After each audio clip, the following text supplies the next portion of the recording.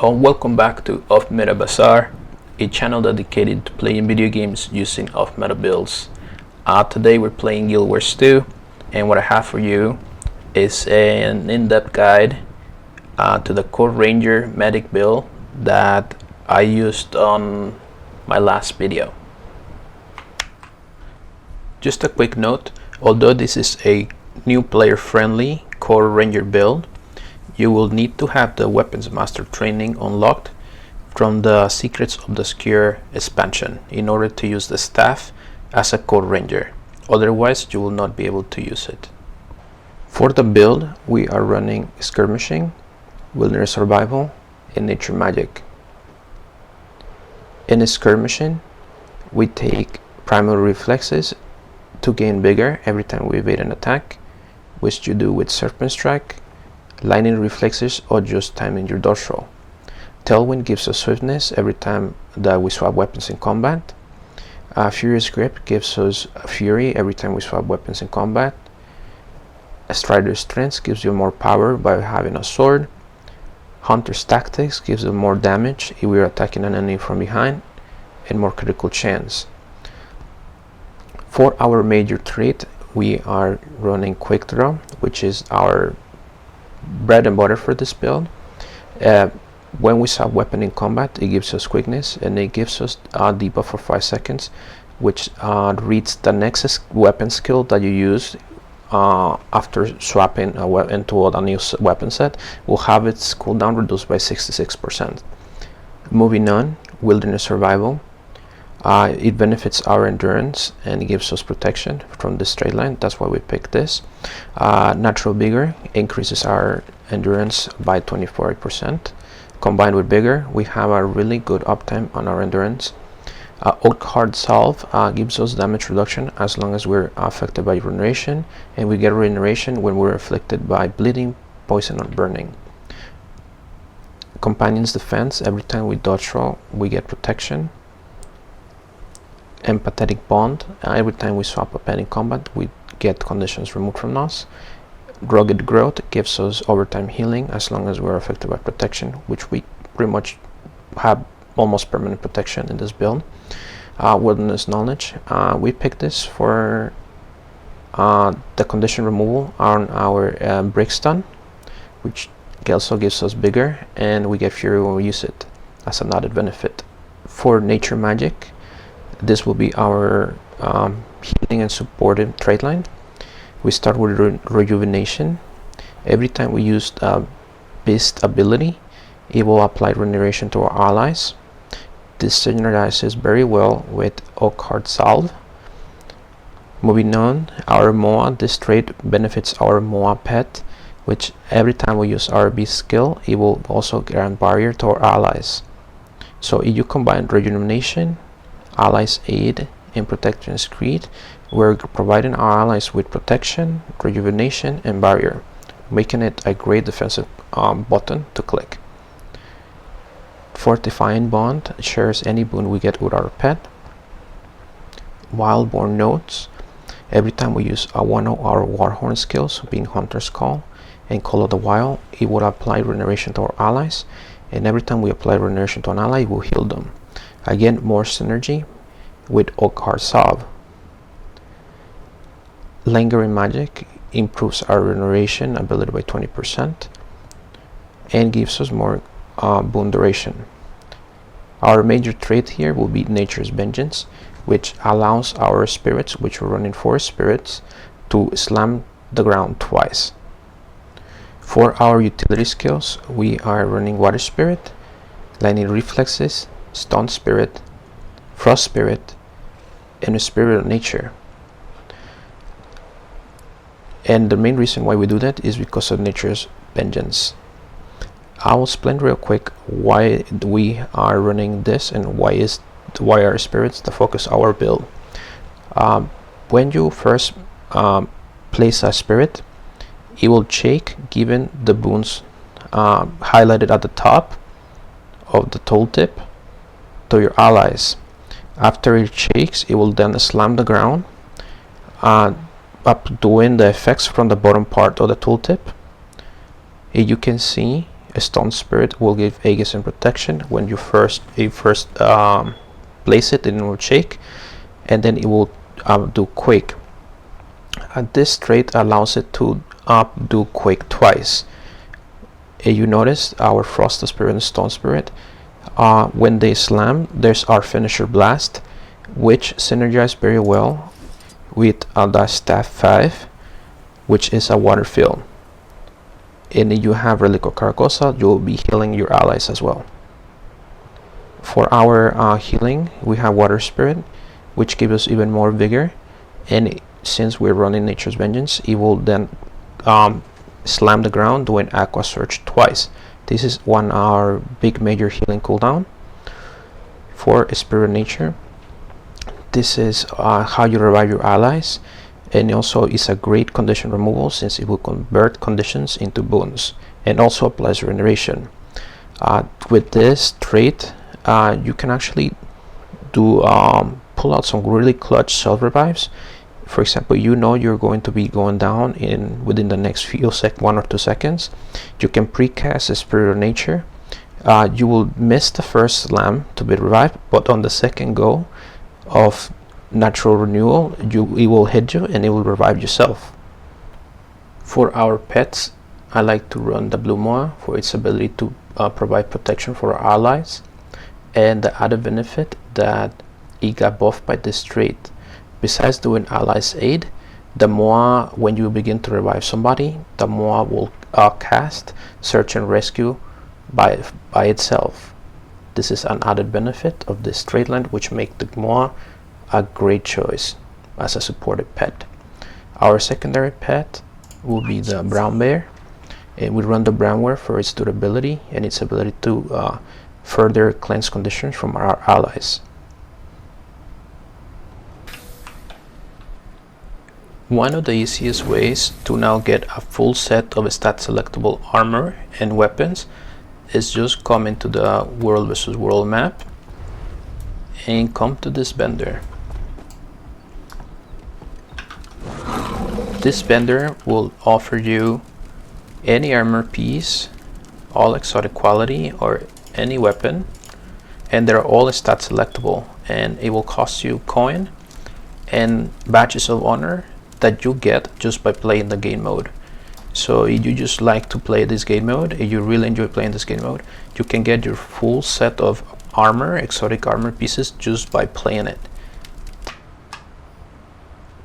For the armor, I'm running a mix of different armor pieces to achieve a stat threshold that I like to call it. So for example, my main armor pieces are a mix of Diviner and Crusader to get power and ferocity and toughness and some added healing power, while my weapons, my offensive weapons are Marauder, and my defensive weapon, being my staff, is Cleric. For my sigils, I'm running sigils of cleansing and energy on both my weapon sets to have always a really good source of cleansing if my other abilities and my pets abilities are in cooldown. It's a good backup just to have. For my rest of my armor pieces, my amulet and back piece are Diviner for the extra concentration, while your accessories and ring slots, I will call this your flex slots. You notice my healing power is not that much, but I feel like if I can have healing power food, that will bring me to above 600. So that's all right. I will say that's good for well, you classify as a medic, but you can increase this up. You preferably want to be around 700 to 800 on a medic build. You will do that by changing either your rings or your accessories. This is what you will adjust to have a more healing power if you want to. The reason I running a mix of Demolishers with Soldier is just because I felt that since my main armor pieces and my weapons lack vitality, my vitality will be way too low as if I'm also playing as semi-support. So I decided to add these rings that I had in my bags that I just had laying around, and since they have a lot of vitality, and they also gave me added bonus of having good power and toughness. I picked demolishers here for more ferocity, toughness, and precision. I always say for my builds, I want to have at least, if it's power build, you want to have at least your 30% critical chance. So when you get fury, you will hit the 50%. This is my defensive set, and if I swap to my offensive set, I hit the 36. That will give me 56% critical chance, which is fine if I'm playing what I would like to call a medic. Now for the relic, if I am solo roaming, I like to run relic of speed. It works really well with my traits from skirmishing, that it almost basically have permanent swiftness as long as I'm in combat and I swap my weapons in cooldown. And if I am going to go into group content, then I will swap to, for example, a Relic of Caracosa. So I have added healing by blasting the fields, which I have my Sublime conversion, which I can get 2 of them relatively with low cooldown if I'm using my trait from Quick Draw. So that's how you'll get 2 of those fields back to back, and you will also use the Relic of Carcosa. Works on any field, so as long as you're blasting fields, you're doing extra bonus healing, which this set has a lot of finisher blast incorporated.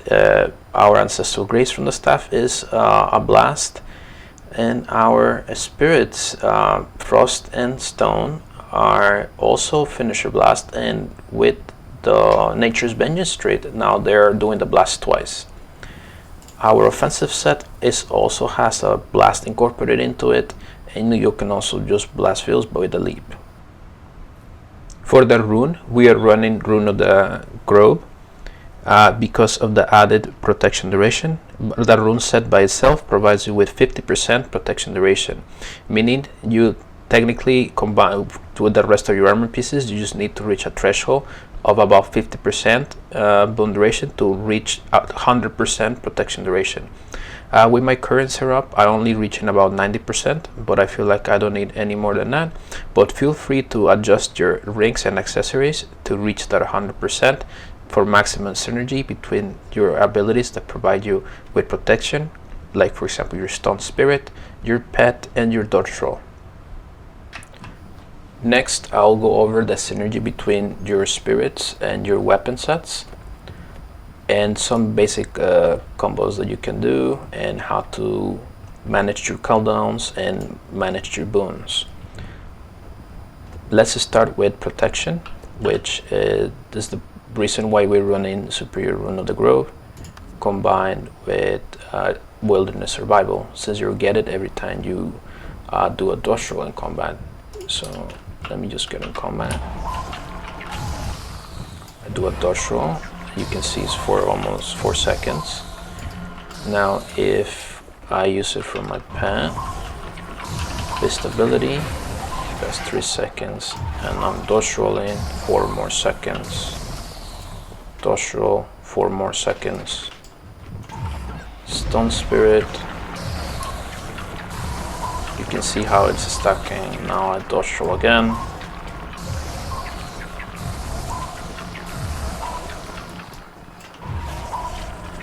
Then you can just keep going. Now my pet's beast ability should be back up. Give me seconds again. And you can see we keep going, and our Stone Spirit is pretty much back. And this is how you get yourself permanent protection. And I am ready to go on the offensive on this target. I will swap weapons, press 4, expand my abilities, get the poison, and then by the time I run through my abilities, I will have it back again, and you will do 2 hunters call back to back. And you can keep repeating this until your opponent runs out of cooldown, because the first time, since you are not a full power build, they will most likely survive it. That's when you just go onto your staff, and you can still be offensive from range in the staff. A lot of people underestimate damage, but it can accumulate over time. So if I was here and my target did not die, go to the staff, take some range, put some damage, ready to go on the offensive again. Get the poison. And you get your second hunter's call.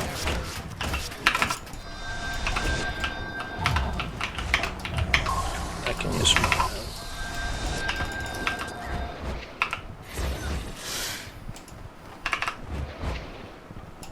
That's a very long distance covered in a very short period of time.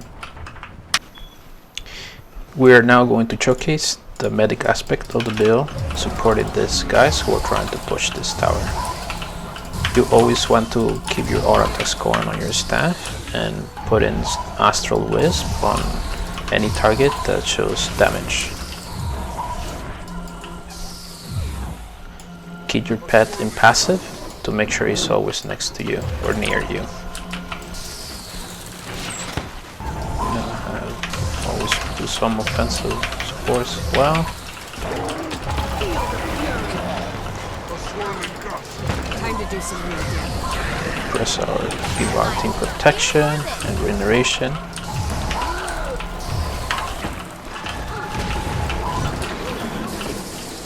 Dodge roll every now and then to keep protection on.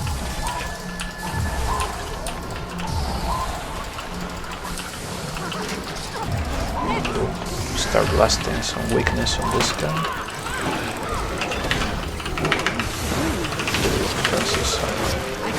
Get rid of this guy quick. Those guys seem to be in trouble. That guy's dead. So we have to be ready for those enemies to push, like this friend over here. Help him out. He will get pushed next. Our Moa, give him protection. And begin blasting our fields. We'll push with them now. Then some conditions.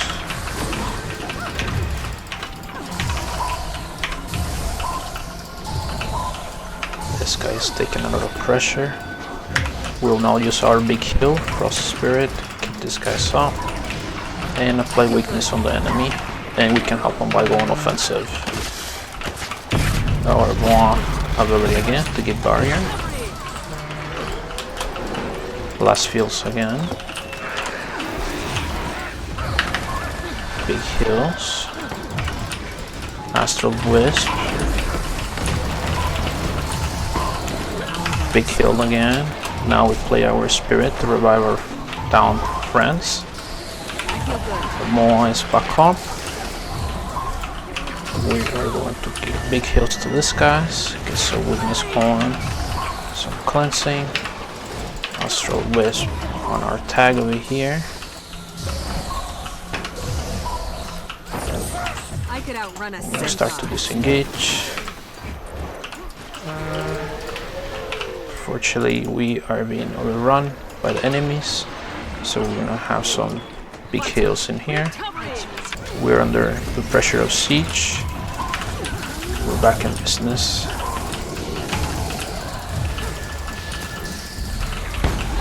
We'll put weakness on those enemies down there.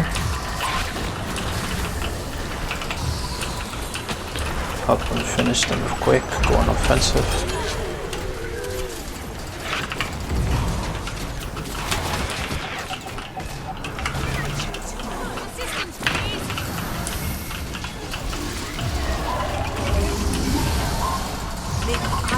We'll constantly attack. Now we start putting some more fills and blasting them for big heals, weakness, and some cleansing. Our double spirits start taking a lot of damage. use our Moa. I feel good. We have our big heal on cooldown now. We can push this.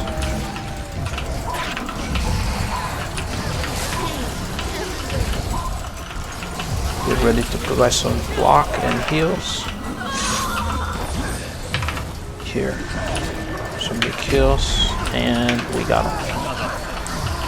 Here.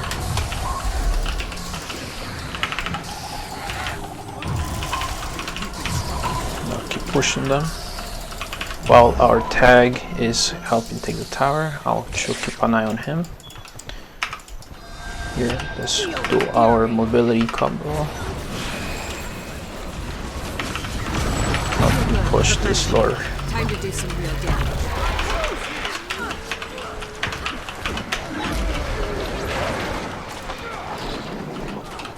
Now we'll hoard the line here.